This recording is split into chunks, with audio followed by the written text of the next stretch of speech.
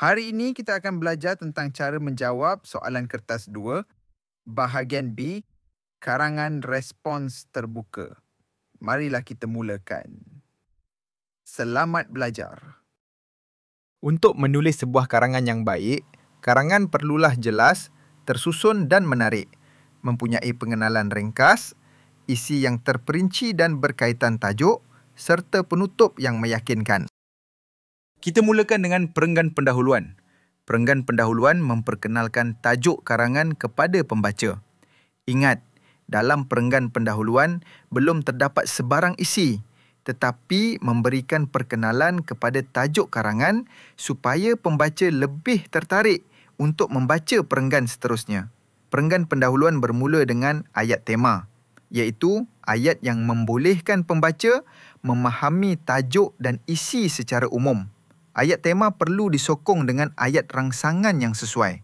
Ayat rangsangan merupakan ayat kenyataan atau ayat yang menghuraikan ayat tema.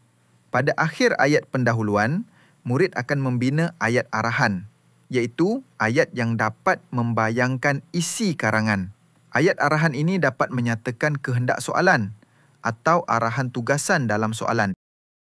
Kita teruskan perenggan isi karangan pula. Isi karangan perlu ditulis mengikut perenggan dan disusun mengikut keutamaan.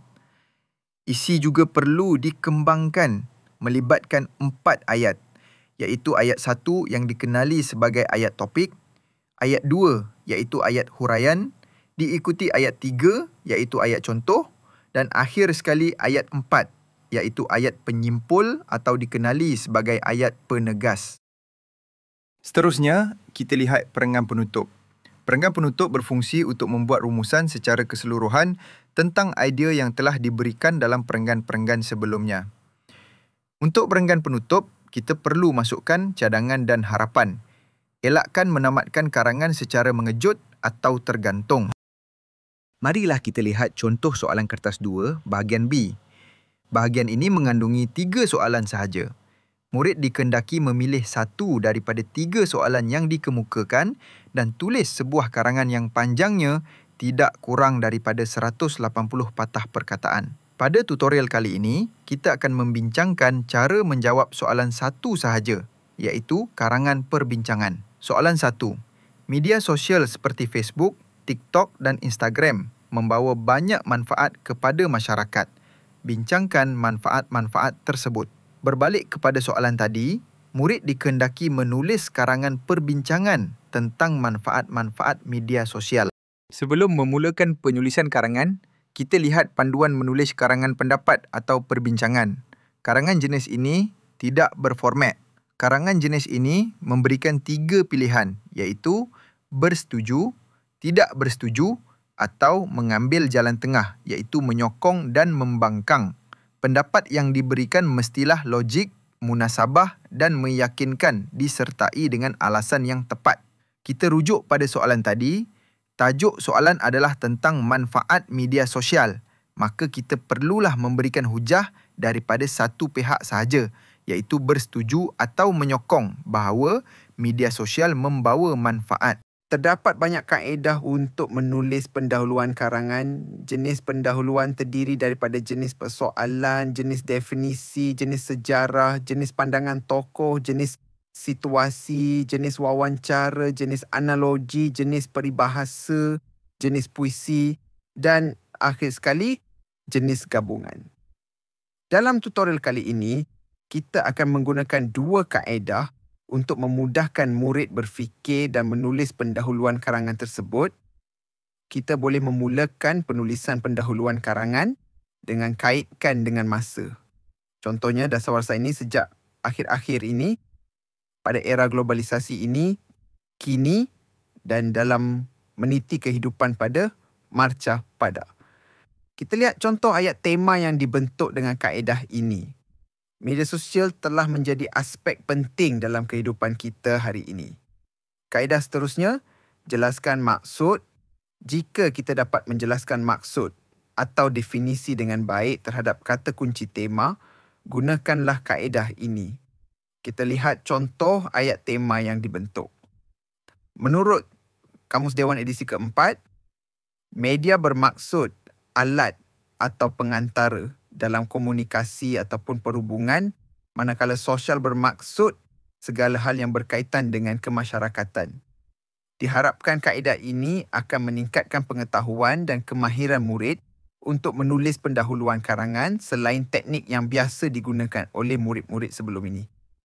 Jom, kita hasilkan pendahuluan.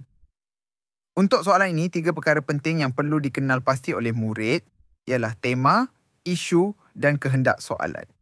Dalam soalan ini, tema yang dikemukakan ialah media sosial. Bagaimanakah caranya murid nak kenal pasti tema? Caranya mudah sahaja. Caranya ialah semasa murid membaca soalan karangan, murid akan dapat mengesan kata kunci tema ini berulang kali. Isu dalam soalan ini ialah media sosial membawa banyak manfaat kepada masyarakat. Kehendak soalan pula ialah manfaat-manfaat media sosial. Setelah murid berjaya mengenal pasti ketiga-tiga perkara utama ini, barulah murid mengarang keseluruhan perenggan pendahuluan. Baik, kita mulakan sekarang. Untuk ayat tema, cikgu akan menggunakan kata kunci tema iaitu media sosial untuk membina ayat tema. Ayat tema akan ditulis seperti ini. Media sosial telah menjadi aspek penting dalam kehidupan kita hari ini. Untuk ayat rangsangan pula, ayatnya akan ditulis seperti begini. Platform seperti Facebook, Instagram dan TikTok menawarkan pelbagai manfaat dalam pelbagai aspek. Bagi ayat arahan pula, ayatnya akan ditulis seperti berikut. Oleh itu, wajarlah kita membincangkan manfaat media sosial kepada masyarakat. Sekarang kita teruskan perenggan isi. Isi hendaklah disusun dengan teratur dan berkait antara satu dengan yang lain. Setiap isi perlu dikembangkan ataupun dihuraikan dan disertakan contoh.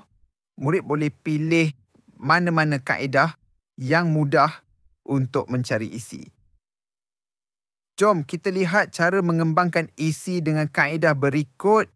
Marilah kita lihat cara menulis ayat topik iaitu isi penting atau idea utama. Bagaimanakah cara menjawab ayat topik ini? Murid boleh menggunakan kata tanya, apakah manfaat media sosial kepada masyarakat? Melalui soalan tersebut, murid perlu menjawab kehendak soalan yang meminta murid mencari jawapan berdasarkan soalan yang ditanyakan tadi. Jawapannya ialah dapat memudahkan komunikasi dalam kalangan masyarakat. Dalam perenggan ayat topik ini, cara penulisannya adalah seperti berikut. Kepentingan media sosial yang pertama ialah dapat memudahkan komunikasi dalam kalangan masyarakat. Seterusnya kita lihat ayat kedua, iaitu ayat huraian. Ayat kedua ialah huraian kepada isi yang pertama. Bagaimanakah caranya? Murid boleh menggunakan kata tanya. Mengapakah media sosial dikatakan dapat memudahkan komunikasi dalam kalangan masyarakat? Jadi dalam penulisan untuk ayat yang kedua, murid dikehendaki menjawab soalan bagi isi pertama, iaitu ayat topik yang dinyatakan tadi. Dengan media sosial, kita dapat berhubung dengan keluarga dan rakan-rakan walaupun jauh. Hal ini membolehkan kita menjalin hubungan tanpa sempadan dengan rakan-rakan dari seluruh dunia. Kita teruskan ayat ketiga, iaitu ayat contoh. Ayat ketiga merujuk contoh berkaitan dengan isi. Bagaimanakah caranya? Murid boleh menggunakan kata tanya, bagaimanakah media sosial digunakan? Ya, jadi dalam penulisan ayat yang ketiga, jawapannya ialah melalui platform ini juga, kita dapat berkongsi pengalaman, pendapat dan maklumat dengan mudah dan cepat. Akhir sekali ayat keempat, iaitu ayat kesimpulan kecil atau ayat penegas. Kebiasaannya, kesimpulan kecil ialah isi yang dibincangkan dalam ayat pertama. Bagaimanakah caranya? Murid perlu menegaskan idea ataupun isi yang telah dikemukakan dalam ayat 1. Contoh ayat penyimpul ialah, jelaslah media sosial telah memudahkan cara komunikasi antara kita tidak kira ahli keluarga dan rakan-rakan. Kita lihat tu hasil perbincangan tadi yang ditulis dalam satu perenggan isi. Pastikan ayat 1, ayat 2, ayat 3 dan ayat 4 ditulis dalam satu perenggan saja bagi merujuk satu isi penting. Untuk perenggan penutup, kita perlu masukkan cadangan dan harapan, elakkan menamatkan karangan secara mengejut atau tergantung. Kesimpulannya, media sosial memainkan peranan penting dalam kehidupan moden. Oleh itu, adalah sangat penting untuk kita menggunakan platform ini secara positif dan berdisiplin bagi mengelakkan perkara buruk daripada berlaku. Semoga kecanggihan teknologi sebegini mampu mendukung aspirasi negara menjadi negara maju suatu ketika nanti. Demikianlah cara untuk menulis karangan respons terbuka. Kita jumpa lagi